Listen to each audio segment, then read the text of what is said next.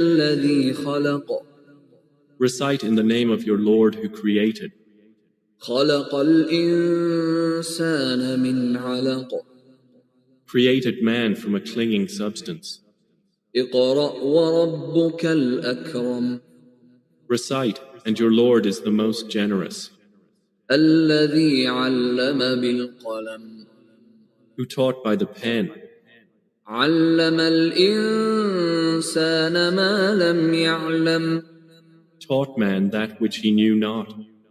كلا إن الإنسان ليطغى No, but indeed man transgresses.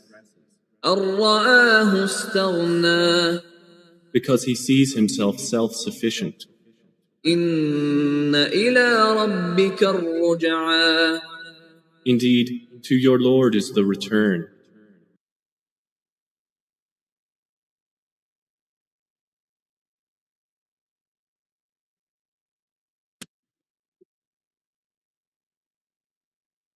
Alhamdulillah Rabbil Alameen wassalatu wassalam ala Rasulihil Kareem.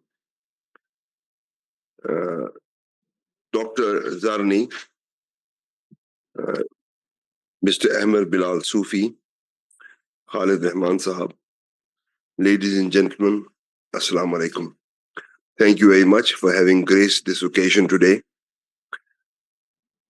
Today, as you can see the title behind me also, and as perhaps you already know, the title of today's session is Buddhists, Rohingyas, and Genocide, Major Fault Lines and Possible Silver Linings. It is my pleasure to introduce to you today Dr. Zarni, who is a Burmese scholar having over 3 decades of involvement in international affairs and Myanmar politics. He has also founded and led several international human rights platforms, including the Free Burma Coalition from 1995 to 2004, Free Rohingya Coalition from 2018 till today, and the Forces of Renewal for Southeast Asia, also operating since 2018. His writings have appeared in both academic and journalistic publications, including the Times of London, the New York Times, the Washington Post, Guardian, and Anadoluan.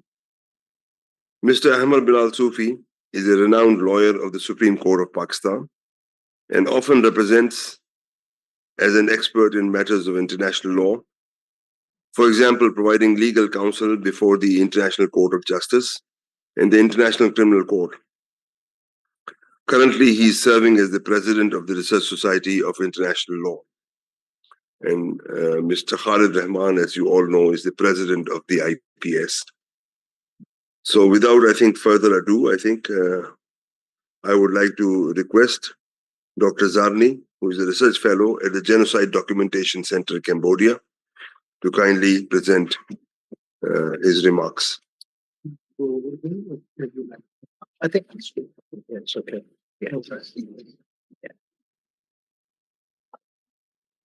Yeah. Assalamu alaikum. You see, I was raised Buddhist in the heartland of Burma, called Mandalay. The city was immortalized by this rather, in my view, despicable poet, Rudyard Kipling, who, wrote this imperialist poem, The White Man's Burden, and some of you probably know. But for the Burmese, Kipling was remembered as the man who romanticized Mandalay, On the Road to Mandalay. The older generation, people would know.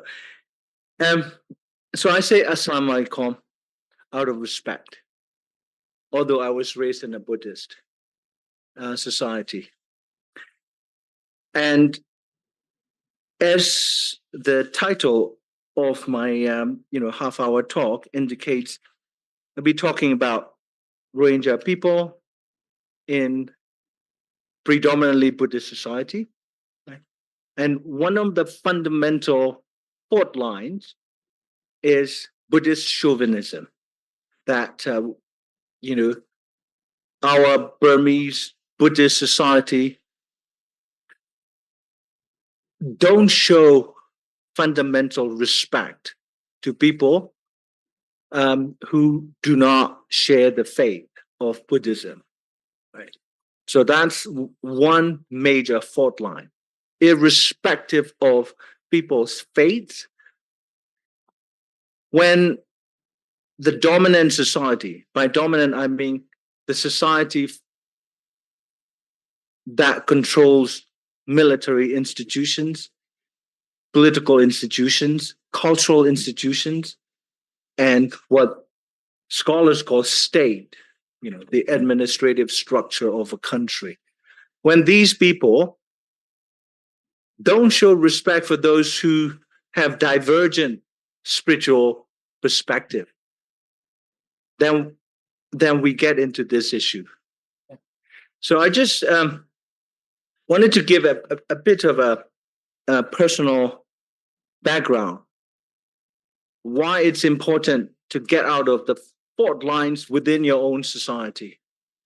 In 2017, many of you, if not all, had seen Rohingya men and women, old people, children, elderly people in bamboo baskets being carried off across the former East Pakistan and Bangladeshi borders overland into Cox's Bazar.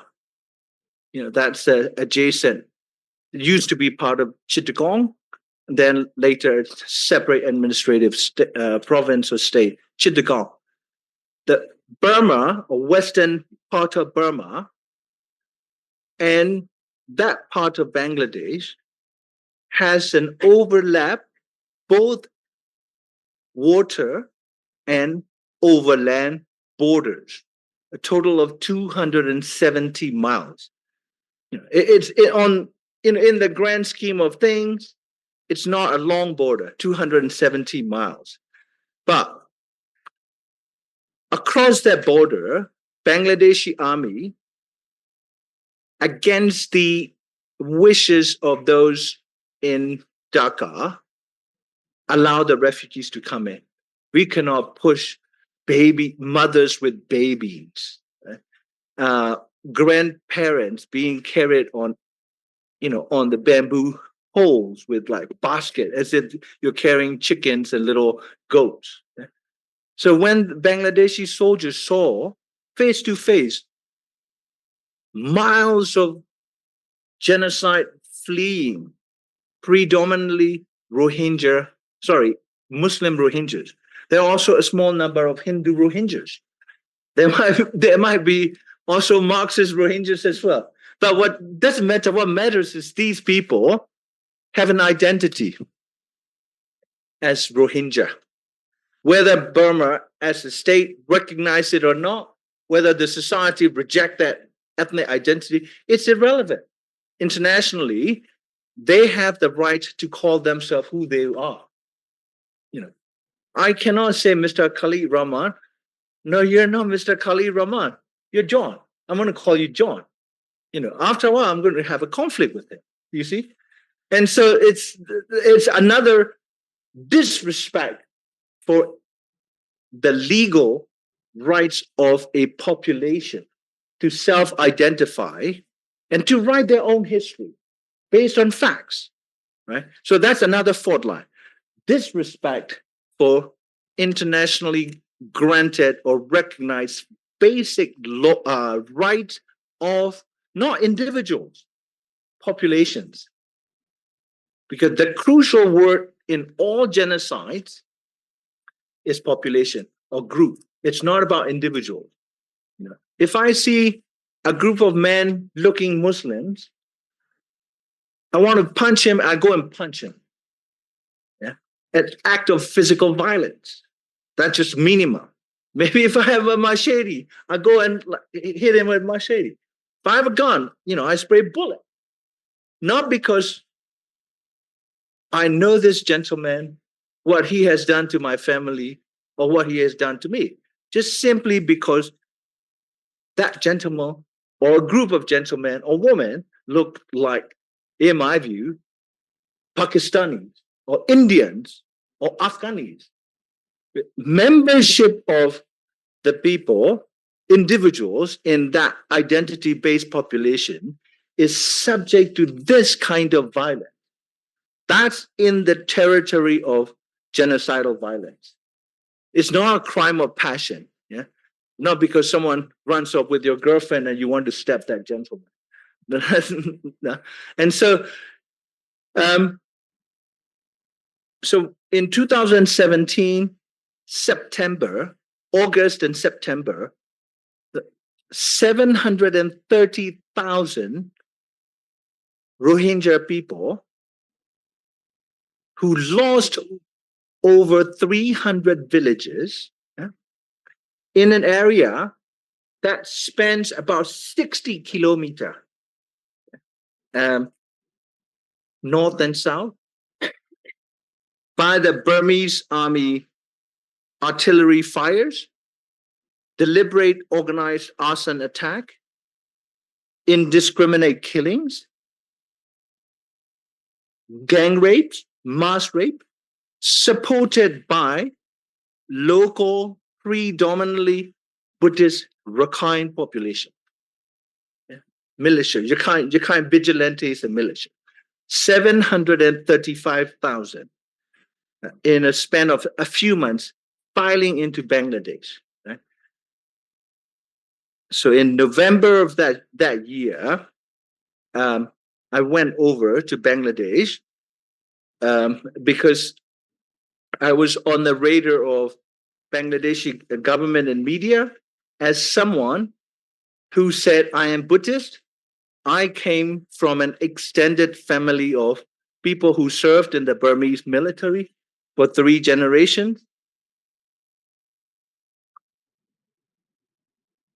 This is genocide, and it's not in my name. Right? I cannot just simply walk away as a scholar of mass atrocities or violence or genocide. So the other fault line is in Burmese society, I'm not the only one who knows this is wrong, right? But I'm the one who openly act on what I know. And so what matters is not what you know, what you do with the knowledge you have. So the fourth line of Burmese society, Burmese intellectual class, media, intelligentsia, quietly, they may be unhappy that, irrespective of the legal standing of the Rohingya as a people are being assaulted this way. And we hit the headlines, world news, for the wrong reason. Yeah. And that was the reason Aung San Suu Kyi went down the drain. And she knew this was wrong. She did not take the stand against it. Instead, she traveled to the International Court of Justice in The Hague that December, I think like months before COVID lockdown. And I was there in that International Court of Justice, but not with any legal team, but as a visitor when the proceedings were going on, the 2 days of public hearings, when Burma was presenting its case as Aung San Suu Kyi,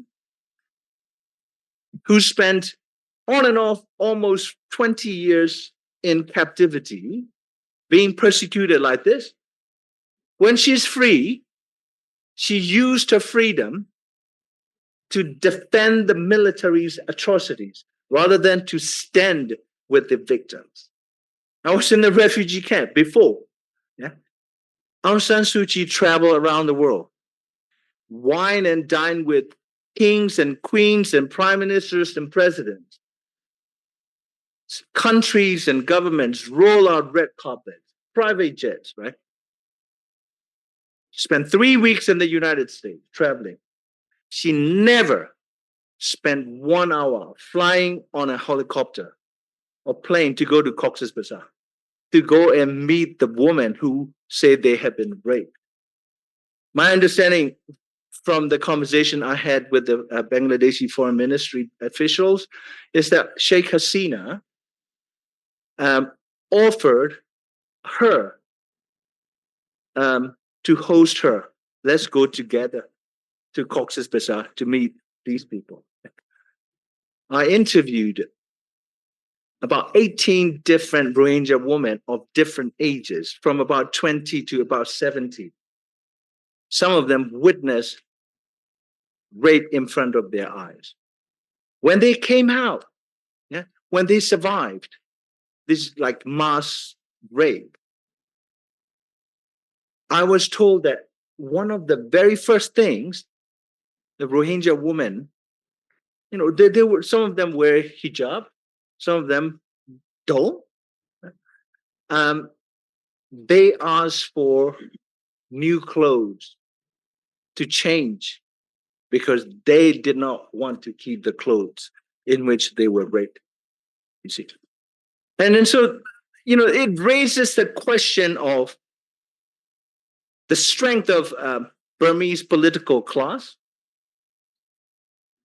in terms of their moral conviction. Like there has to be, for any society, there has to be a red line that majority of people will not cross. Yeah. And so I think the third or fourth line is over half century of military dictatorship. The country's moral fabric has been severely shattered or weakened. People had to survive by stealing, lying, corrupting, embezzling, taking bribes and giving bribes, right? So when something like mass atrocities, driving out 750,000 or 30,000 people of a particular ethnic or religious or national group, when you look at the Facebook and other social media posts in Burmese languages, the good Buddhists, monks, young novices, patrons of pagodas and stupas, Buddhist teachers, and journalists, majority of whom are Buddhists from good families, they are cheering.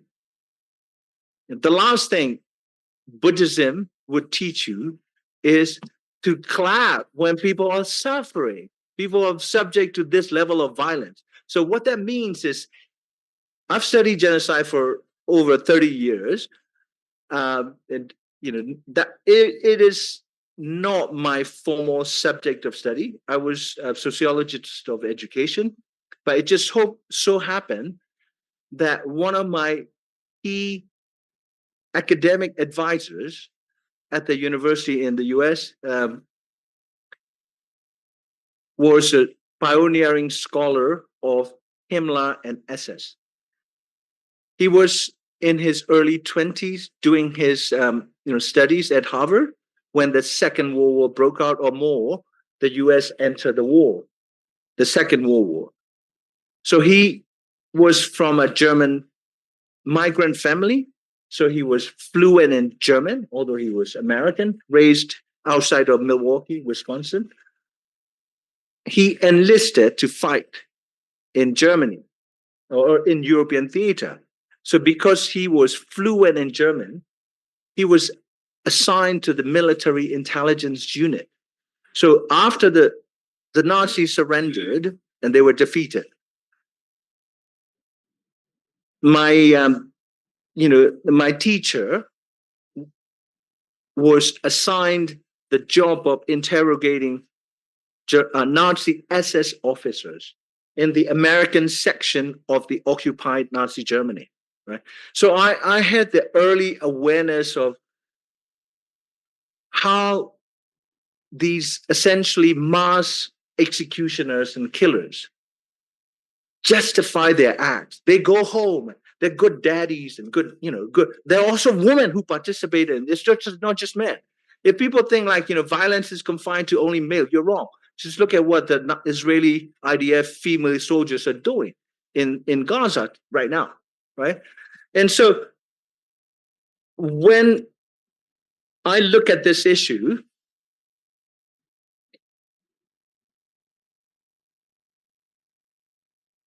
I needed to know what are the facts behind or beyond the fact that I'm enraged by the violent violations of the rights and well-being of these people. When I did my own historical research, I found out, number one, Rohingyas were pre-nation state. That means pre-1947-48 independent Burma people. The fifth fault line, that is common, actually not exclusive to Burma, is the idea of mono-faith, mono-ethnic, mono-racial political state. We call it nation state, right? And if you travel to, say, like, Chittagong, Cox's Bazar, Bangladesh region, you will see geographically the typology of the region is seamless. You can walk across. It's like, Pindi and here. I was told that, Pindi and Islamabad are known as the twin city. Yeah. You can say like Cox's Bazar and Arakan, they're also twin regions. There are intercultural exchanges, linguistic exchanges, integration, commercial integration, right? Maybe half of the family live on the Burmese soil, or what later became independent Burma inside. The other half live here, right? So families got split. Right? When the political structure was imposed on the basis of defined and hard borders, and then more importantly, on the basis of ethnicity.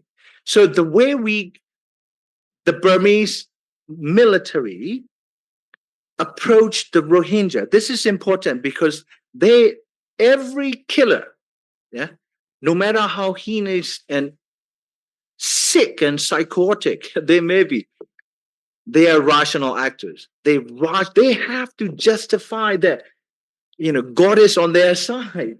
Like the Buddhists don't really have this like creator God, and so it's in accord with Dhamma.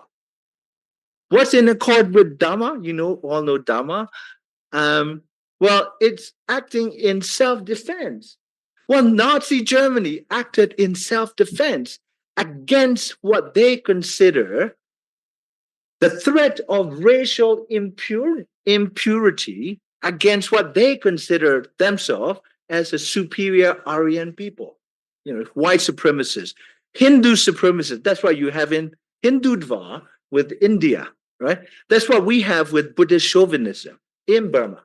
That's what you have in Jewish supremacy. Israel is not just simply building a apartheid state. It's building exclusively a Jewish supremacist state, right? And so just 2 points, and then I would stop so that we will have a time for exchange, and also other distinguished scholars here to make their own comment. I went to Gaza with the interfaith delegation of primarily Jewish and Christian leaders from the United States. I'm not a religious person, but for the purpose of the delegation, I listed myself as a Buddhist. I was the only Buddhist. And there were 2 other Hindu Americans who also came in, because Israel is helping India massively in the building up its defense industry, security apparatus, and also selling this technology. All of this is tested on the lives of Palestinian people in Hebron, in Gaza. These are places where Israel and Americans and others test their weapons, right?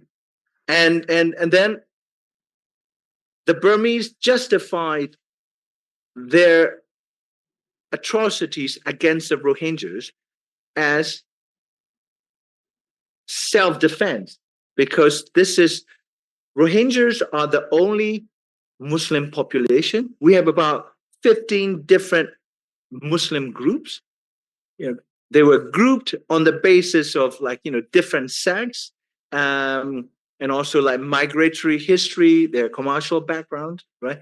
But the Rohingyas are primarily farmers and fishermen, and they happen to be, unlike other Muslim groups in urban cities and other villages, they're not scattered. They're concentrated in a single enclave, which they can claim alongside Buddhist Rakhines in that region as their ancestral land. Yeah. And it's just unfortunate, in quote, that they happen to be next to one of the largest and most populous Muslim countries called Bangladesh. So the Burmese military began this process of framing the Rohingyas as leftover seasonal agricultural workers from the British time. You see, like you can just walk across. It's probably like this Azad Kashmir and Jammu, the Srinagar Kashmir. It's like you can throw a stone, you can walk across, right? So the fault line is that we drew this colonially created hard borders, right? And people started to enjoy their own little prisons inside and started to see anything outside the fence as a threat to them, right? Whereas in fact, the reality is that there is no ethnic, racial, national, cultural, or demographic group that is not hybridized. That is not a product of interactions of different cultures and groups and civilization. I mean, for God's sake, 50 minutes from here, you've got one of the greatest hybrid a series of civilizations that took root here. Taxila, right? Greek, Indus Valley, Hindu civilization, Muslims, Buddhist, yeah, and then others, Zoroastrian, like Persian, right? And what's interesting is this, I'm deviating a tiny bit here. These nation states, and particularly say for instance, Pakistan, you hosted millions of Afghanis refugees. And also a lot of like Burmese Muslims also came through, took refuge here, if they have connections with like society here. And some Rohingyas also live here, right? Pakistan in some ways has been a place of refuge for so many people. If you go to Giri Fort, Giri remains, some of you may know, in Taxila,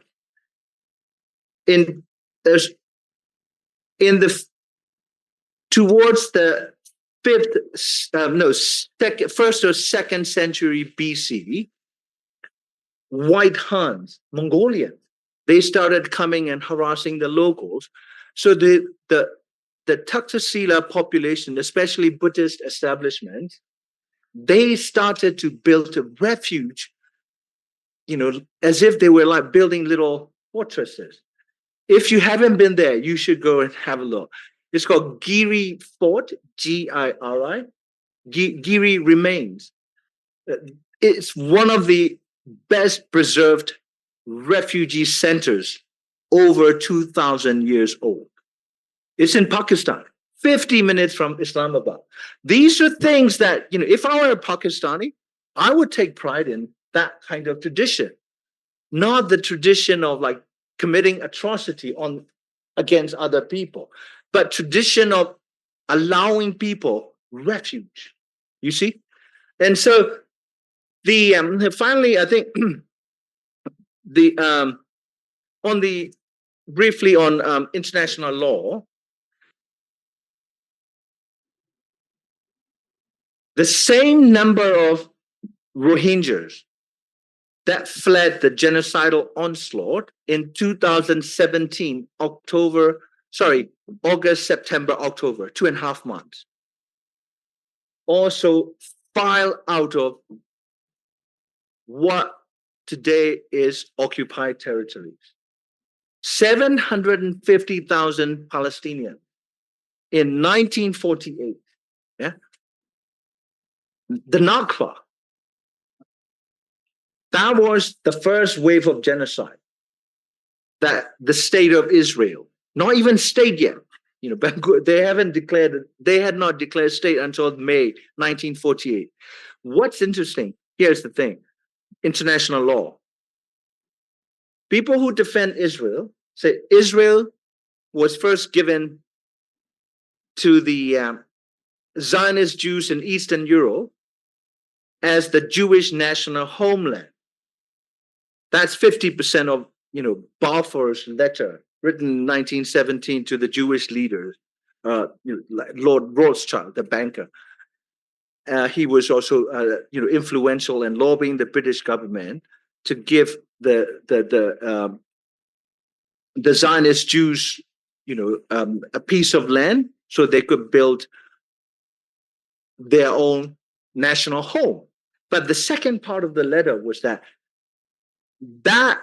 giving or the implementation of that British giveaway of this land must not in any way violate or encroach the right of the local populations. And the letter, the trouble starts there. The letter was a piece of land with 90% majority Arab Palestinian population was given away without a single conversation with the residents. Yeah. So it's like you're working at the IPS, you go home and you realize that your home has been given to, the next door neighbor. You had no knowledge. All you had to do is like leave. Huh? And so that situation, and then in 1948, that is an important year. Yeah? The very first time the world began to adopt international law as such. Yeah? On the 9th of December, 1948, the Convention on the Prevention and Punishment of Genocide, crime of genocide, was adopted by the United Nations the next day. But the Genocide Convention is not just a declaration of statement or principles. It is a binding interstate treaty. All these newly independent states and the old colonial states who joined the United Nations from 1947-45 onwards, they were bound to absorb, and they're obliged to honor both the spirit and the letters of that convention. The next day was the day for the Declaration of Human Rights, December 10th. That's the date that Nobel Peace Prize is given every year, 10 December, right? In that year, Israel destroyed 11 Palestinian cities. At the time, they were, like irrespective of your ethnic or racial background, they're all Palestinians. Now, the Arab Palestinians, they lost 11 cities, and the final or the latest count is they lost nearly 600 villages, 1,000 mosques, and churches of different denominations were destroyed. What later became IDF, Israeli Defense Force. Some of my Palestinians, and I call them IDF, Israeli Death Force, literally, right? It's not just taking the land. They took everything, even canned food left in the cupboard by the Palestinian families that ran away. So the loot is like billions of dollars. Piano, cars, clothing, yeah, soup, cooking pans. Yeah. That is what the Nazis did against the Jewish population. They were promised a new life in the East.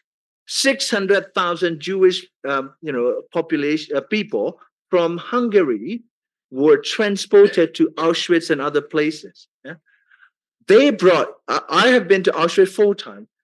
They brought shaving kids, yeah, shoe polishers, utensil, and baby cribs, everything. Piles and fun. You know what the Nazis did? They sorted them out. They shipped them back to Vaterland, Berlin and Munich, other places for them to use, while the owners were gassed.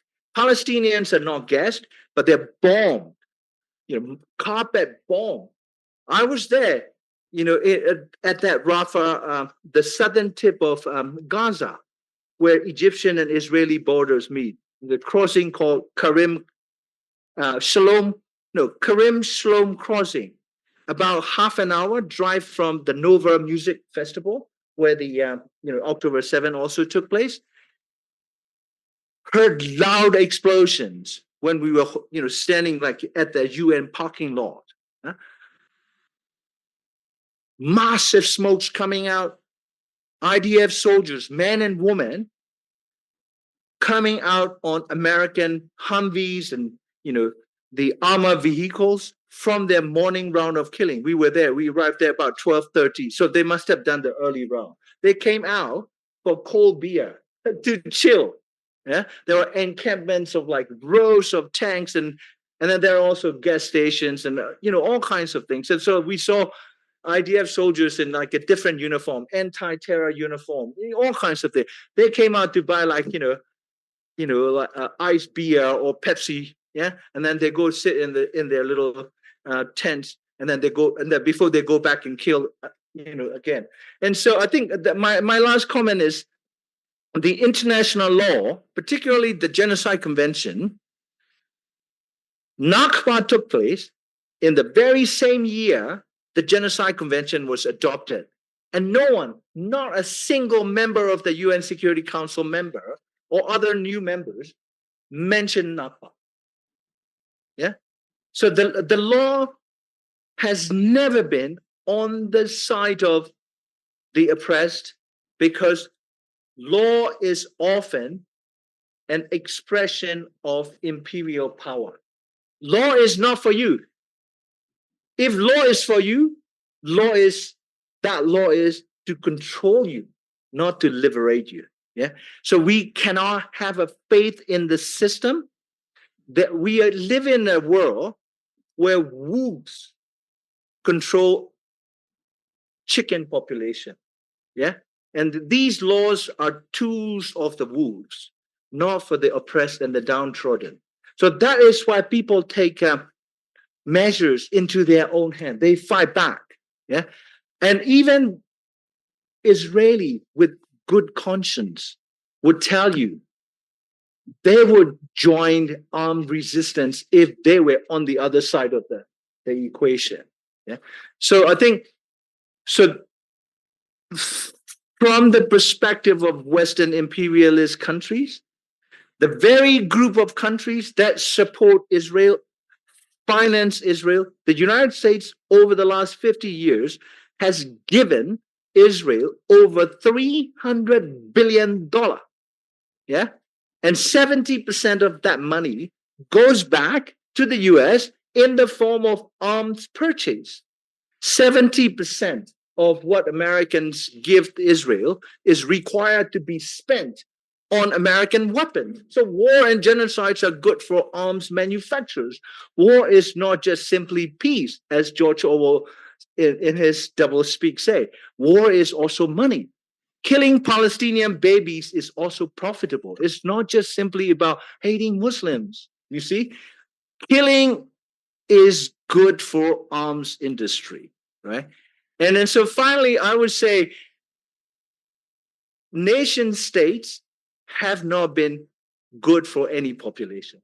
Doesn't matter whether you're Buddhist or Muslims or Hindus, or there are so many thousands of Jewish people who are so angry at what Israel is doing. So we also need to understand that this is not Jews versus Muslims. This is very important. It's always a very, very a fine line between criticizing Israel and hating the Jewish people.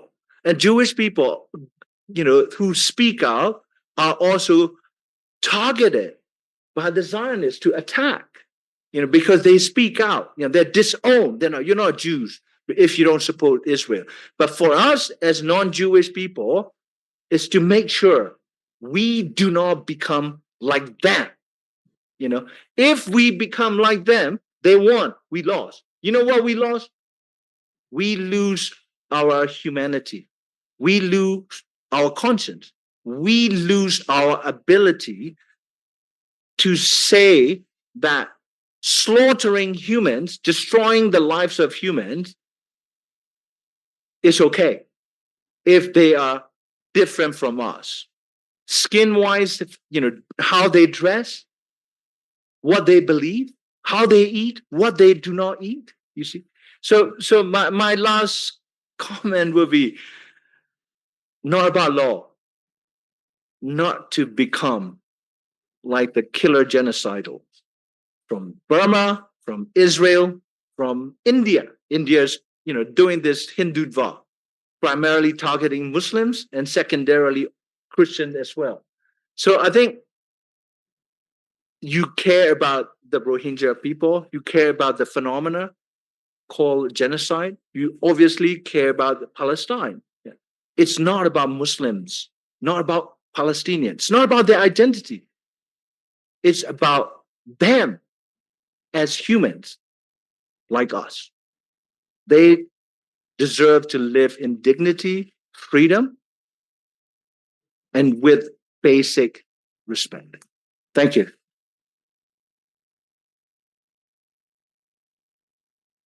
Thank you, Dr. Zarni. And he was implicating both Mr. Ahmed Bilal Sufi and myself, because Ahmed Bilal Sufi produces the law that people like me implement. So I think the only person who has been left unscathed is Khalid Rahman Saab, because he has neither been part of the law nor of the government. So, I mean, as an academic, you guys get a free pass, Anyway, thank you very much for your remarks, which were very encompassing of humanity. Whenever I hear talks about genocide and human beings behaving like the way they do, I'm reminded of a very classical book by Desmond Morris. Desmond Morris, I think he should be still living. He's in his 90s, 95 maybe. The book came out in the 50s, and it's called The Human Zoo. And somewhere in the book he writes that human beings have killed 100 million of their own kind in the last century. In Second World War, almost 60 million casualties, 1 million in Cambodia, 1 million in Afghanistan, maybe 1 million in Rwanda. So these are just big figures. And he says that we refer to these killings as men behaving like animals.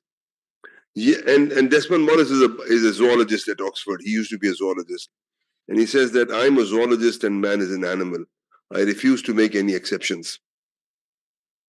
And he says that we refer to these killings as men behaving like animals.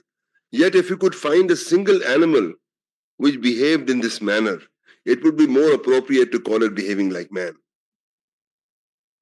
And so, I mean, from my own childhood, when I lived with my father in New York, I remember going to the Bronx Zoo. And at the end of the zoo, there's a hall which has a big board on it, and it says the world's most dangerous animal. And once you go inside, it's only full of mirrors. So, I mean, whether we like it or not, I mean, we are animals. I mean, even in our own language, we are called Hewan and Atiq. I mean, the speaking animal.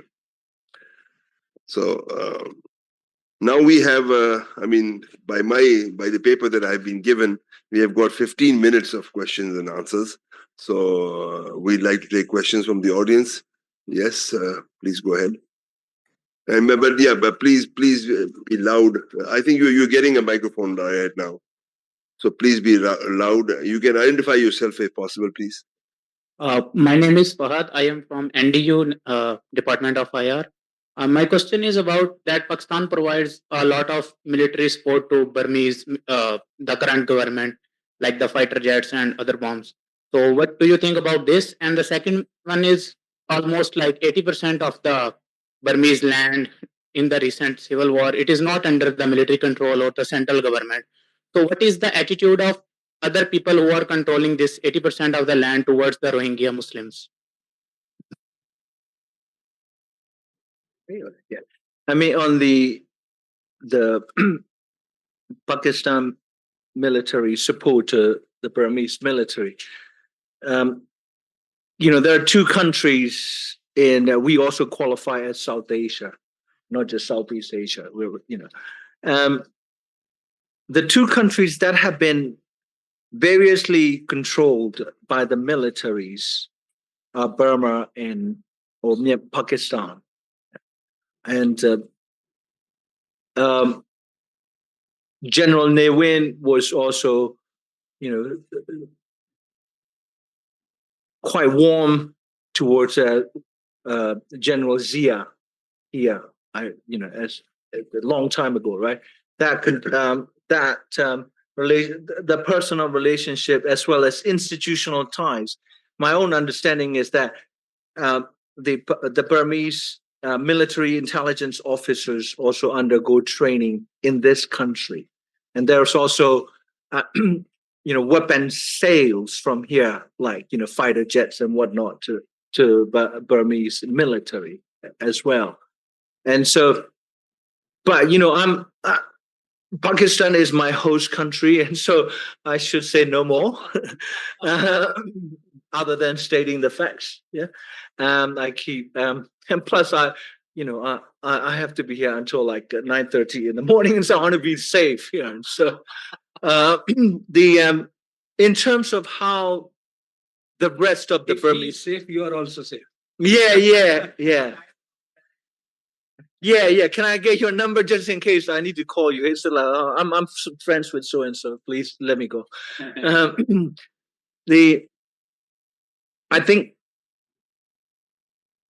the majority of Burmese, I haven't done systematic survey or anything of that sort, but I monitor the Burmese social media, both established media outlets and individual posts. Look at like how social influencers are spinning this issue.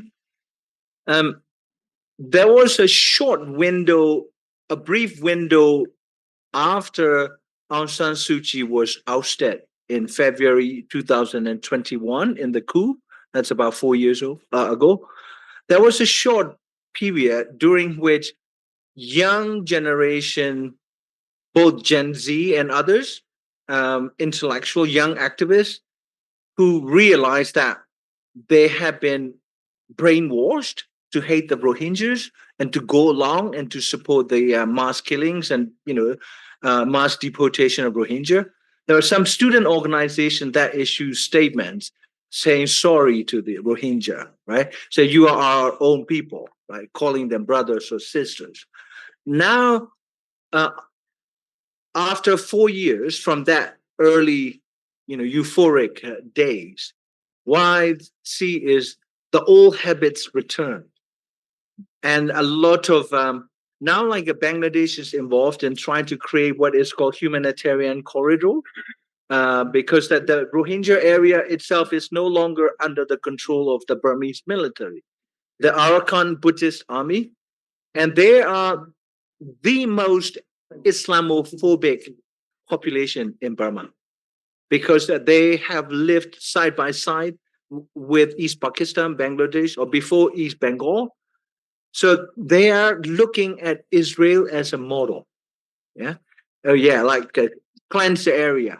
Now, if a few Rohingyas left, you live as second-class citizens. You shut up and then go to your farm or like go and fish. but or maybe become a police officer in your village, but no representation in the new administration that will emerge. That's the Rohingya. That's the attitude of the group, the Buddhist group, that has taken control of 80% of Rakhine. And also there are other ethnic and religious groups. We also have a lot of fundamentalist Christians who are Zionists, Christian Zionists, maybe like worse than Jewish Zionists, because Christian Zionists believe in this like Bible, and all the Jewish people have to return to Jerusalem so that they will have a second coming of Messiah. You see, and then when when that Jewish population return, they either convert en masse or they get burned. And so you've got, so we have like minority groups who are themselves oppressed by the Buddhist majority, like Kachins and Chin and whatnot. They're Christian Zionists. They're like, I love Israel thing. So I'm always having fights on internet with them. And so it's not a good scenario.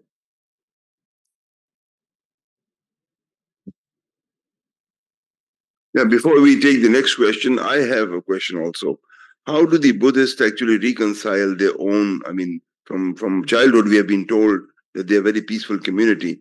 And it's only in recent times that we have seen this sort of total modification, total transformation of the Buddhists. I mean, you have the eightfold principles of right speech and right conduct and everything. So how do the Buddhists actually reconcile with the present, I mean, both in Myanmar, which is very evident, and also in Sri Lanka, that we saw a few years ago, that you have got this militarized Buddhism.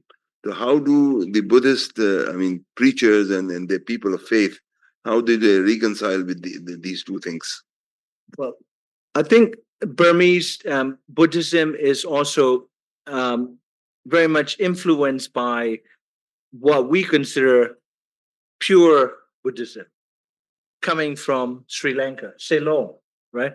Because as you know, like the in the 13th century onward, there was a Buddhist flight from the Indian subcontinent to the island, and they so and every time every group, any group that has a history of persecution tends to become persecutors themselves. Yeah. That's the story of the Jewish people. Exactly. That's the story of the Hindus, because they felt that Hindus were persecuted by the British, and their Hinduism was feminine, and so you've got to be macho, so you've got to show how violent and cruel and ruthless. That's your manhood. You've got to show. There's also a dimension of this, like macho male strength projection, right?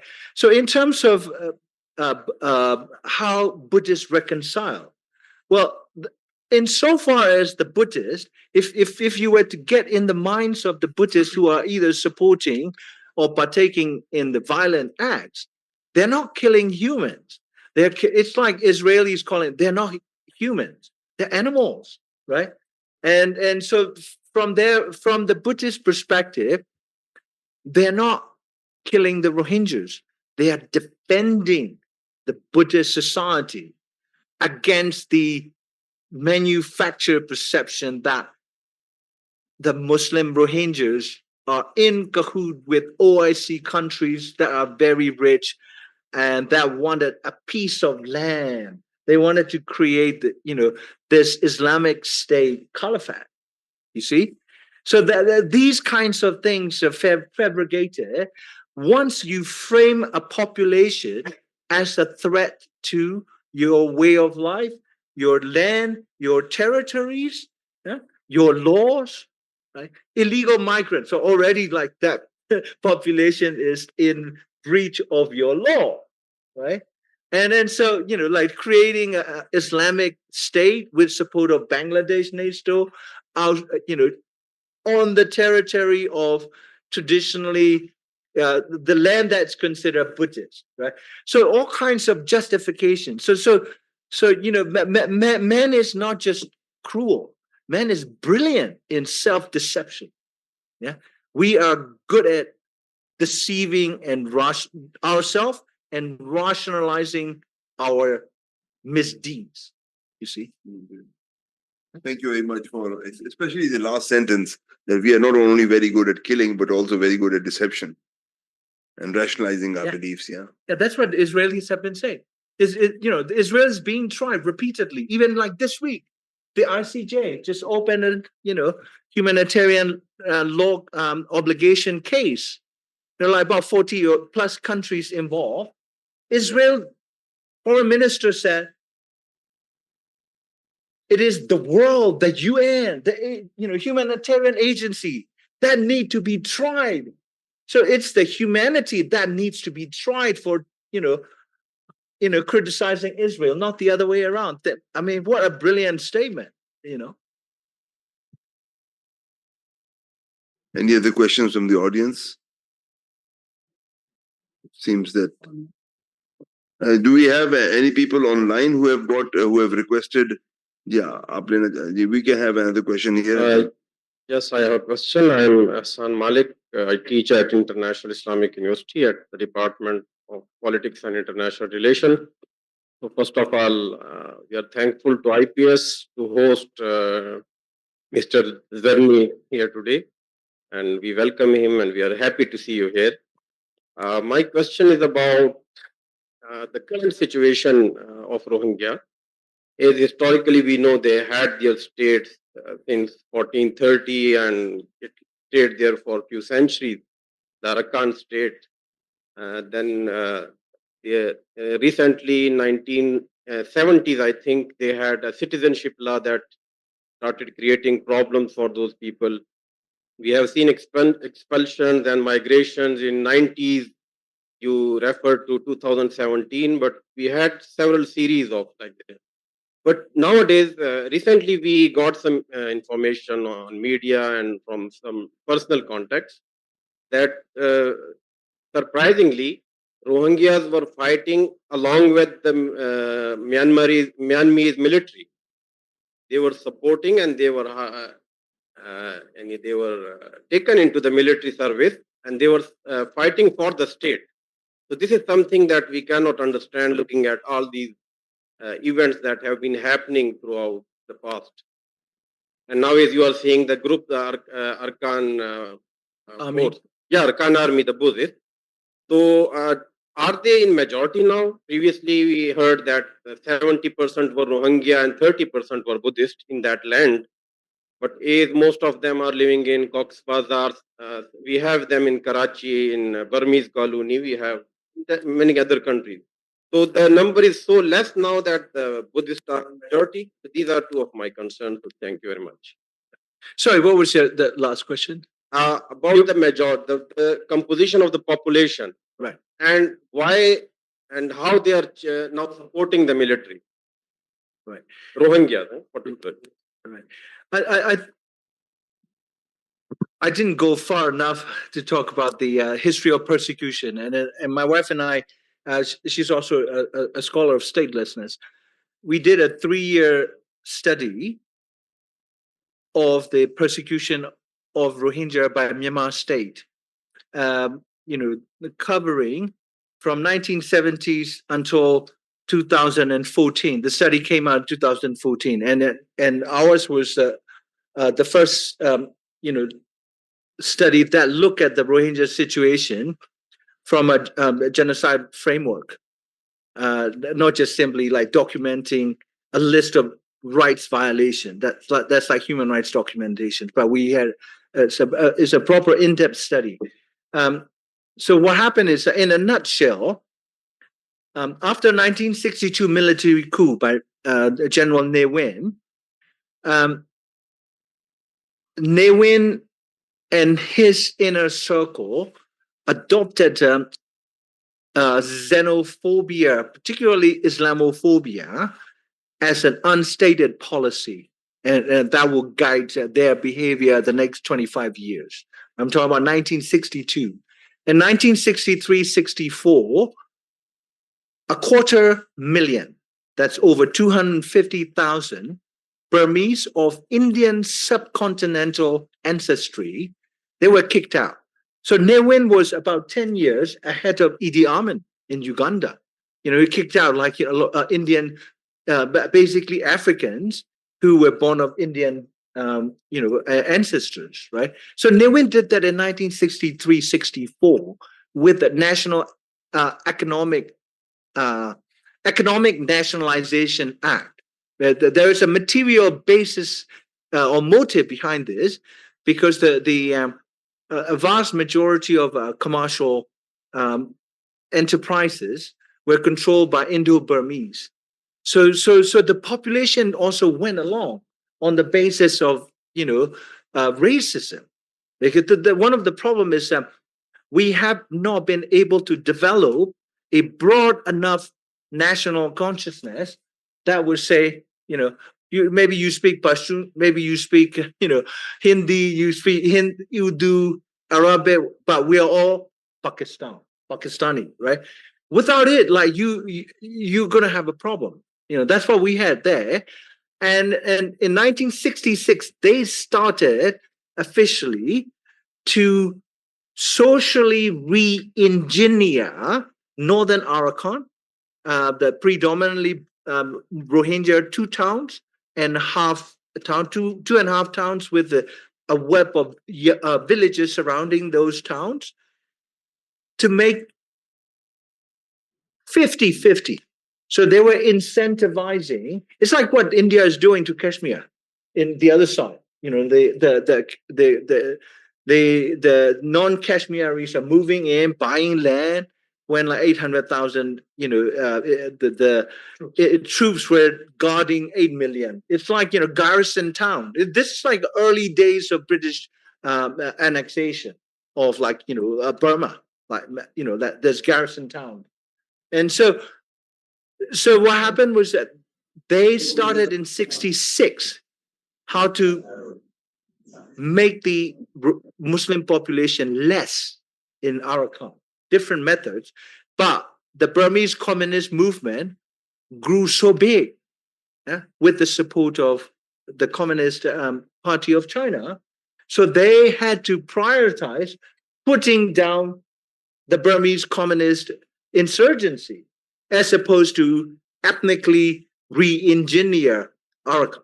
So that in 1978, 79, the communist movement, after Deng Xiaoping decided that, that China would not be ideological, be friends with anybody, so withdrew support for the Burmese communists, Thai communists, Malay communists. So communist movement was severely weakened. Then Ne Win paid his attention to this unfinished business of Muslims that did not leave the country. So that's when they came with new Citizenship Act. That's what I'm saying. Law, 1982 Citizenship Law is officially an apartheid law. Different tiers, Israel has about 5 different tiers of citizenships or legal standing. So we have 3 different tiers. That's still still active in Burma. 1982 Citizenship Act.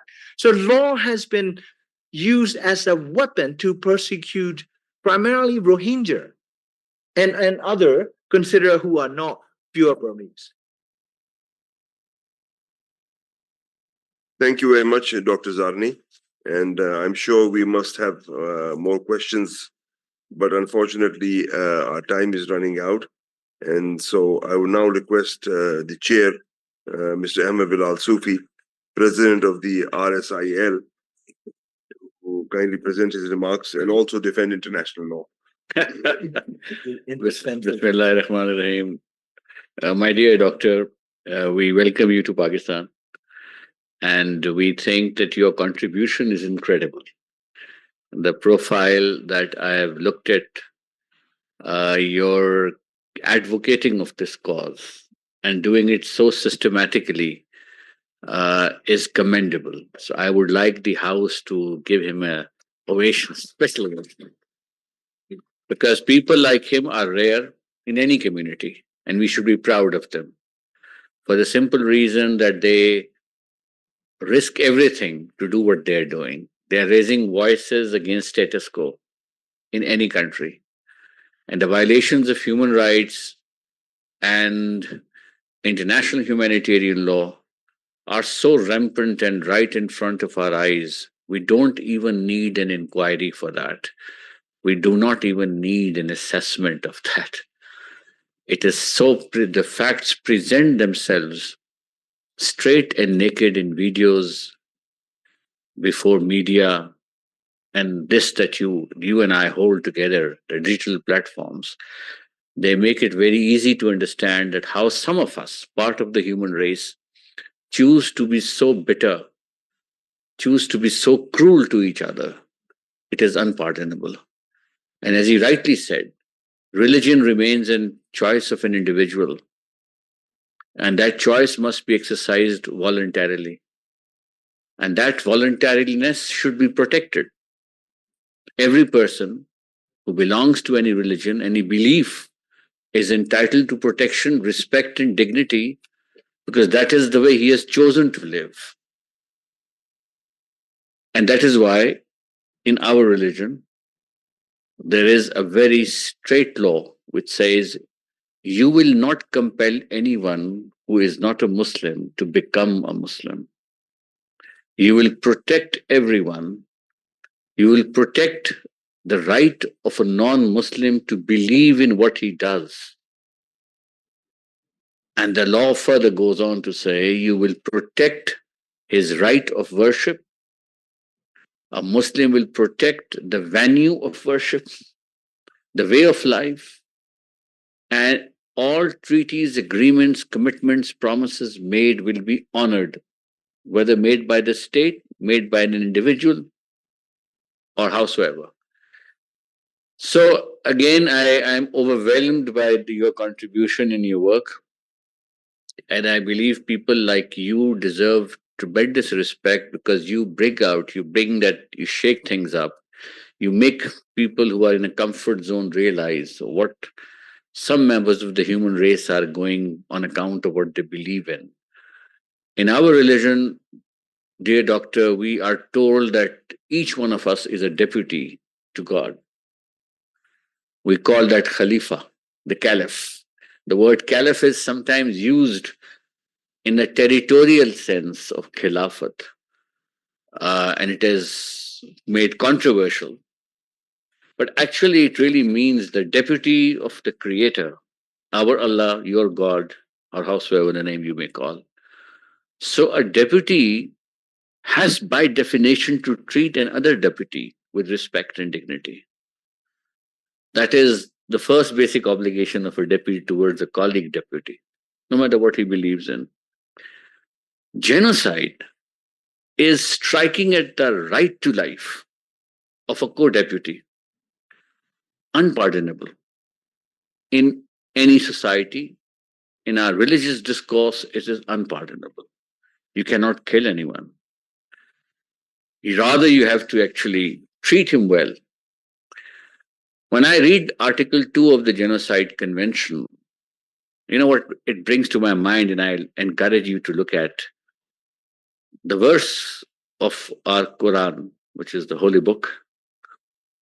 And that verse talks about it whenever it's so perimeterial to Article 2 that whenever you find children and women and old people being persecuted, you have a duty to step in, to interfere, to prevent that from happening.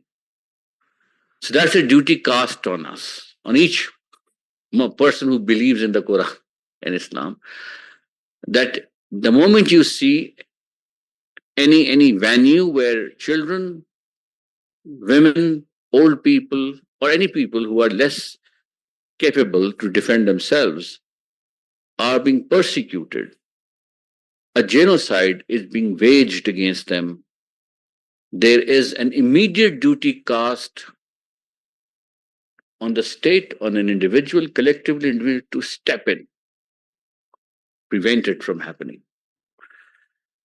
That is exactly what Article 2 of the Genocide Convention says. There is a duty on the member states to prevent the genocide.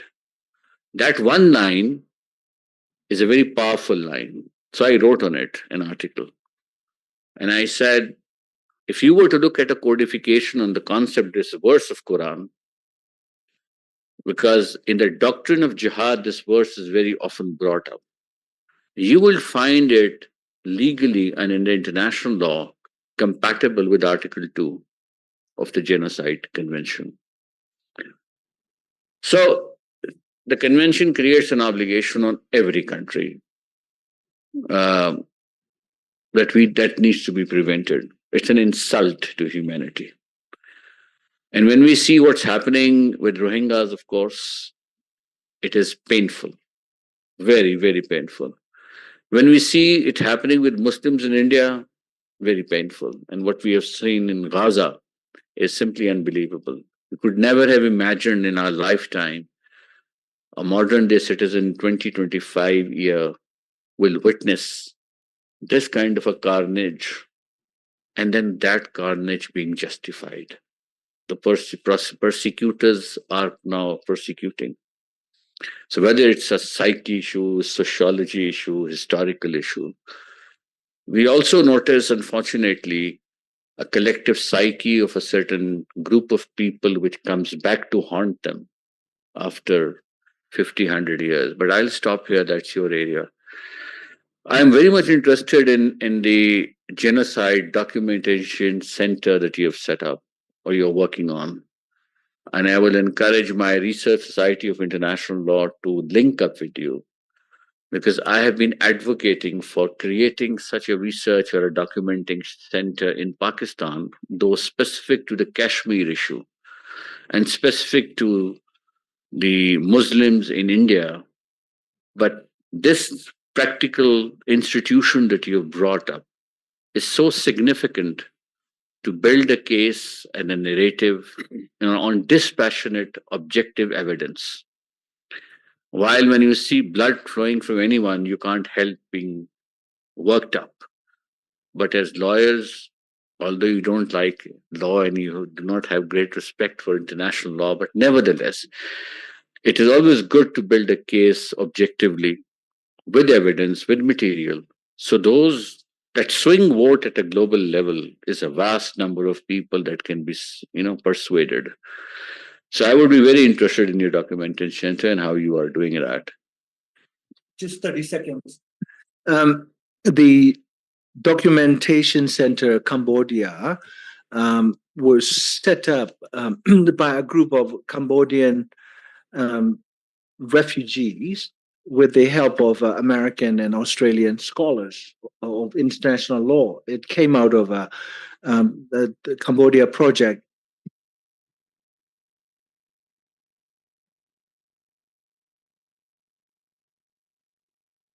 I'm only, an affiliated with it, but I'm more than happy to connect you with the documentation center. They are the evidentiary pillar for the Khmer Rouge Tribunal, right, which had completed already. Thank you. Now, if you remember when Bosnian genocide took place, the Security Council set up a special tribunal, and Professor Sharif Bessiani, I don't know if you know him or know of him, was in Chicago Law School and one of the topmost international lawyers of his time. He is no more. But he was Egyptian origin, a Muslim lawyer. So he was appointed by the UN Security Council as a special rapporteur, investigator. So I happened to visit his investigation room, and into his office was a big hall titled the map of Bosnia. And we went inside, and then they had this map of Bosnia all over, graveyards marked. And then with each graveyard, there was a stack of paper with each, and then there was a stack of paper there. And I said, what are these? He said, these are affidavits of the victims' families. Survivors' families. Not only survivors, but victims' families as well, which were deposing who died, how it happened, which action took place. So and that material was fed to the UN Security Council tribunal, which led to convictions. So I think that documentation is always something which is very important from a Kashmir point of view. Even the vigilantes, the videos, the tapes in India, one could record now on on video and this material to create that documentation framework internally as well. So coming finally to international law defense a little bit. The work that you do is a different in a different frame, and there you find everything obstructing you, and you rightly react to it. So I will leave it to you. I grant it to you. I don't want to contest it because that may slow down your momentum and your enthusiasm and your conviction. And to me, that is more precious than protecting my framework. But coming back to where it does finally matter is that this is the rules apparently that the global powers play with, through, or use them or misuse them. If we are able to understand these rules well, we are able to play the game more effectively. And if we are able to play the game more effectively at a global level, we are able to checkmate the moves as well. And then there is sometimes a margin where developing countries can come together, and even those who are who permanent five and powerful states like US sometimes have to yield. I'll just give two examples. Law of the Sea Convention. When for the audience, before 1982, there were only 3 nautical miles, and Law of the Sea Convention said now to 12 nautical miles and 200 nautical miles. US was opposing it because freedom of navigation was getting reduced. But notwithstanding that opposition, the developing countries went ahead, and now you have the 1982 Law of the Sea Convention. That's one big example that tells you that if developing countries and lesser and weaker countries come together, they still have a margin of performance. The second one is International Criminal Court itself, the Rome Statute, again opposed, where you are creating personal responsibility, personal liability for war crimes, for crimes against humanity. Article 5, 6, 7, it was crafted, supported, and developing countries were able to put it together. So all is not lost on the international law frontier, but as I said, out of sheer respect to your conviction, enthusiasm, and drive, I would yield to you on this table. But thank you very much. It's been an honor to receive you in my country, and we hope the best and wish you the very best. Thank you very much, Mr. Ahmad bin al-Sufi. And finally, as we move towards the end, I would request Mr. Khalid Rahman, Chairman of the Institute of Policy Studies, to kindly present his closing remarks. Thank you.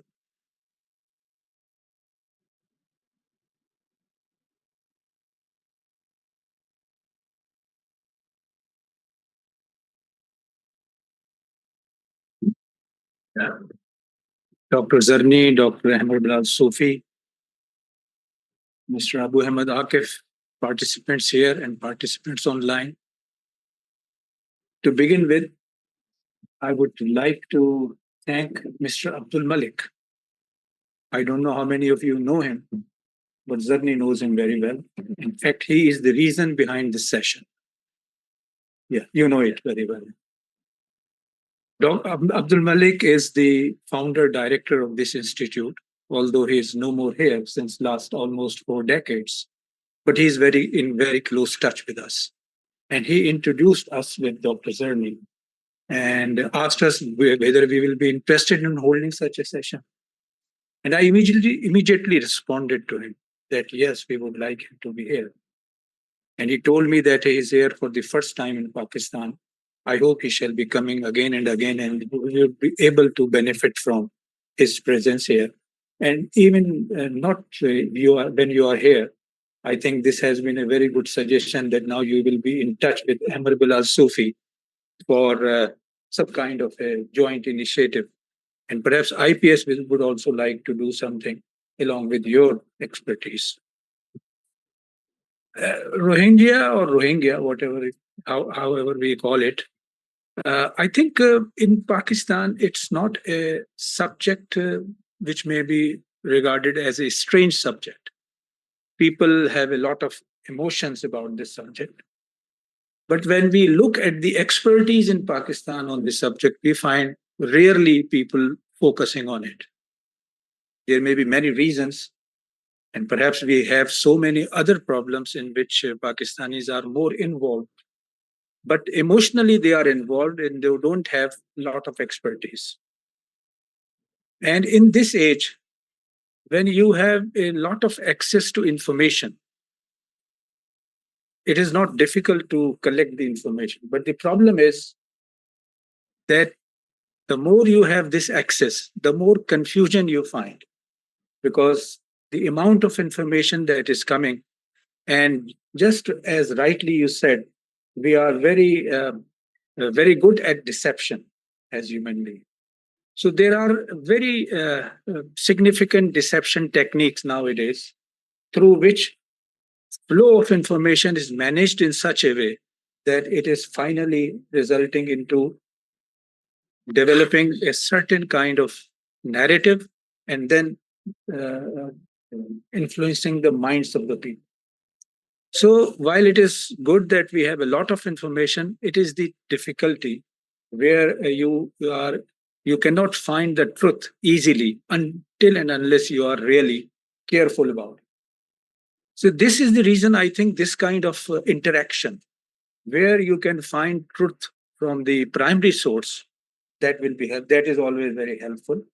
And in this regard, this kind of session is only a beginning. I like to have more such. Even from online, we can have benefit from your expertise.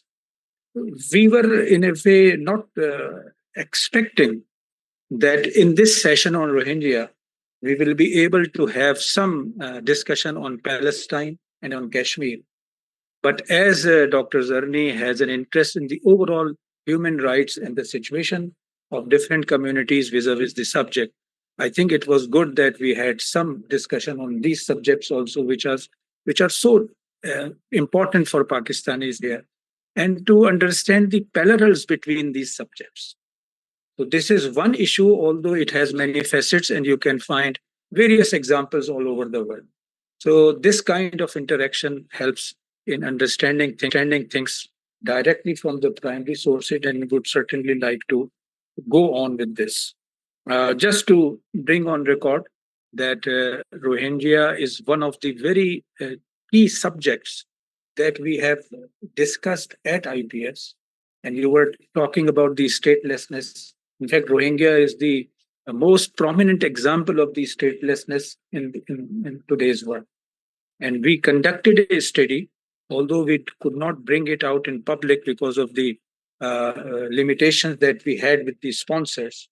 But we have contributed a lot on the statelessness uh, related to Rohingya in Pakistan. Perhaps if you like, we can share it with you also. So thank you very much for your excellent talk, excellent remarks by the chairman of the session, and a very good moderation by Abu Ahmad Akif Sahab. Abu Akif Sahab is member of our advisory council, and the anecdotes he shared, they are always very, very good to hear from him. I think maybe you can share another anecdote before we leave this room. Yeah. So thank you very much. Inshallah, we shall be meeting again.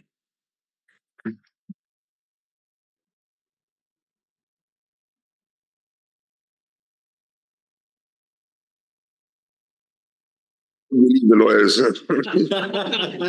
That's worse than law. That's the anecdote.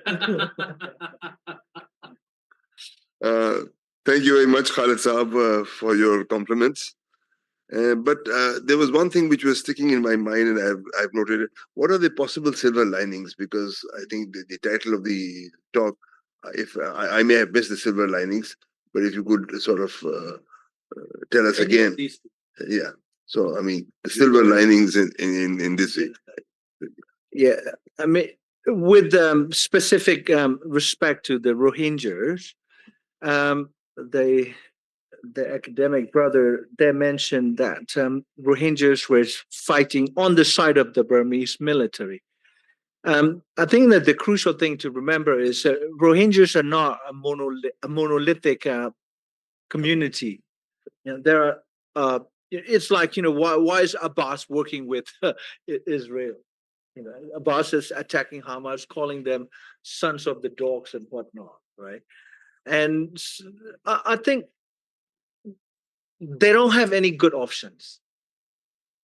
We you know, we can. The silver lining is this: the primary puppet trading institution has been so weakened that it was forced to publicly mention in a recent, SARC meeting in Bangkok, I believe, to Dr. Yunus and his high representative on Rohingya issue, that 180,000 Rohingyas, Burmese military is prepared to accept them. And they in that meeting, they were also forced to say or use the name Rohingya. Right? There are a lot of like parallel cases here. The Israelis would never say Palestinians because there's no such thing as Palestinian. There's no such thing as Palestine. Right? Although the settlers themselves call themselves Palestinians, and so the weekend number one perpetrator. Some Rohingyas were hopeful that Arakan Army's leadership, men in their 40s, exposed to international affairs, living in exile in Thailand and travel, quite well, would be more progressive than the old Rakhine Buddhist racist, nationalists. But it turned out to be a false hope. Yeah? And so you've got a non-state actor that looks to Israel as its model of, Arakan state rebuilding. Yeah? You've got a weekend Burmese military up there, and then you've got a Bangladeshi leadership that is more acceptable to the international community than the one that got kicked out. And so, there are some elements that could be aligned in a way that will benefit the Rohingyas. So the one specific silver lining is Donald Trump and his team dismantle USAID. It's not that USAID has a squeaky clean record, right? But with respect to the Rohingya, the United States has been the biggest, quote unquote, donor for humanitarian money for the Rohingya, right? And so the Donald Trump team exempted the Rohingyas from aid cut. So they were promised a $70 million, just for this year, because World Food Program was feeding the Rohingya. I don't know, I think like a $10 per family per month kind of thing. And they were supposed to go down to $5 per month. So the Rohingyas were getting only, a few kilograms of aloo, onion, maybe like a couple of liters of cooking oil and rice and salt.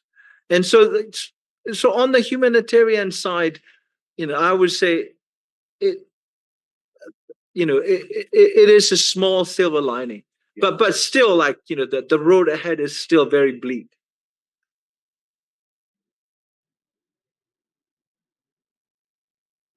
Thank you very much for coming here today, and let's hope that we'll have more interactions with Dr. and Zarni. And thank you very much. Until when are you here?